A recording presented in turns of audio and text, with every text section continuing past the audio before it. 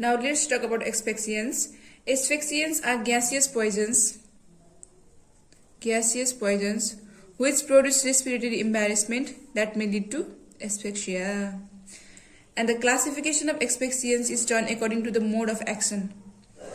Classification is done according to the mode of action, that is simple asphyxiants.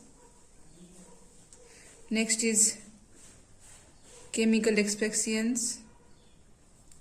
Next is pulmonary irritant asphyxiants.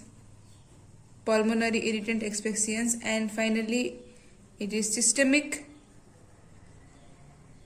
asphyxiants. Now let's talk about simple asphyxiants. They are the inert gases which deprive tissue of oxygen by displacing oxygen. For example, carbon dioxide, nitrogen and noble gas. And then we are going to talk about chemical asphyxiants. They reduce the body's ability to absorb, transport or utilize the inhaled oxygen. For example, carbon monoxide, cyanide and hydrogen sulfide. And let's go to pulmonary irritant asphyxiants. They damage the respiratory tract and impair the oxygen diffusion. For example, ammonia and chlorine. And let's talk about systemic asphyxiants. They produce systemic toxicity, for example, carbon monoxide and cyanide. Now let's talk in detail about carbon monoxide. Carbon monoxide is a poisonous gas which is colorless, tasteless, odorless and it is non-irritant gas. It is produced whenever there is incomplete combustion of carbon. Whenever there is incomplete combustion of carbon. And poisoning may occur as a result of suicidal or accidental exposure to automobile exhaust, smoke inhalation in fire, accidental exposure to an improperly vented gas heater or other appliances. Let's talk about mechanism of action. As we all know, carbon monoxide has got 200 to 300 times more affinity for hemoglobin than oxygen, forming carboxyhemoglobin, which is quite stable, and this makes hemoglobin incapable of carrying oxygen to the tissues, resulting in tissue anoxia. Now, sign and symptoms. It depends on carboxyhemoglobin concentration and develops slowly. When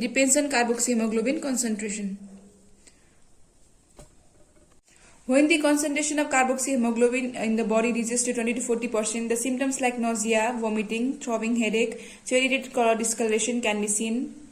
And when the concentration of carboxyhemoglobin in body reaches to 40 to 50%, the symptoms like seizure, activity, confusion can be seen. And when concentration reaches to 50 to 80%, syncope, coma with intermittent convulsions, tachycardia, and pink or red discoloration of body can be seen. And when it is more than 80%, rapidly fatal due to respiratory arrest. The death of an individual usually occurs when carboxyhemoglobin level is more than 80% in the body, but elderly and children can die at low level up to 30%. And survivors of acute severe poisoning may develop permanent, obvious or subtle neurological and neuropsychiatric deficits. And the fetus and newborn may be more susceptible because of high carbon monoxide affinity to the fetal hemoglobin. As we all know, there is high affinity of carbon monoxide with the fetal hemoglobin, so they are more susceptible to carbon monoxide poisoning. And chronic and long-term exposure can lead to Parkinsonism, very important. That may lead to Parkinsonism. Now let's talk about fatal dose. So when an individual is exposed to atmospheric air containing carbon monoxide with 0.2% of gas will cause death in 4 hours. And 0.4% of gas will cause death in 1 hour. And 10% of gas can cause death in half an hour. Now let's talk about treatment. First of all, we have to prevent further exposure and shift the patient to the fresh air and clean the airways and assisted ventilation if required. and any patient with carboxyhemoglobin level greater than 25% should be treated with 100% of oxygen until carboxyhemoglobin fell to 15% using a tight fitting mask or endotracheal tube. So, when the level of carboxyhemoglobin reaches to more than 25%, then a patient should be treated with 100% of oxygen until carboxyhemoglobin falls to 15% using a tightly fitting mask or endotracheal tube.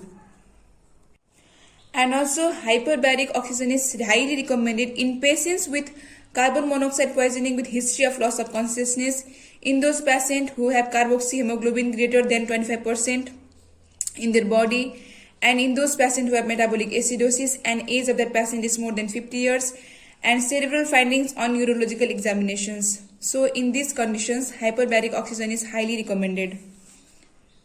And whole blood transfusion can be done in those patients. Complete rest for 48 hours.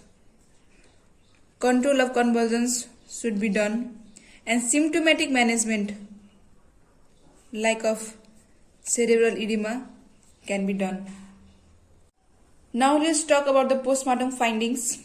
So first of all, there is cherry red or pinkish discoloration of skin, mucosa, conjunctiva, nail bed, area of hypostasis, blood and internal organs. And the cherry red color changes into dark green. Later it changes to dark green and then to brown with onset of decomposition. With the onset of decomposition, it changes into brown color, and there may be features of burns like blisters. There may be features of burns like blisters and erosion if the source of carbon monoxide is burned. And the next, fine froth or vomitous at nostrils or mouth can be seen in the body. And next is congestion of all the organs. Congestion of all the organs can be seen, and the pulmonary edema and congestion of the lungs can also be seen. Pulmonary edema and congestion of lungs can be seen. There may be petechial hemorrhages and pinkish discoloration in visceral organs, as we have already discussed. Pinkish discoloration in visceral organs. And next is anoxic necrosis of muscles and heart. And next and most important is bilateral and symmetrical necrosis and cavitation of basal ganglia.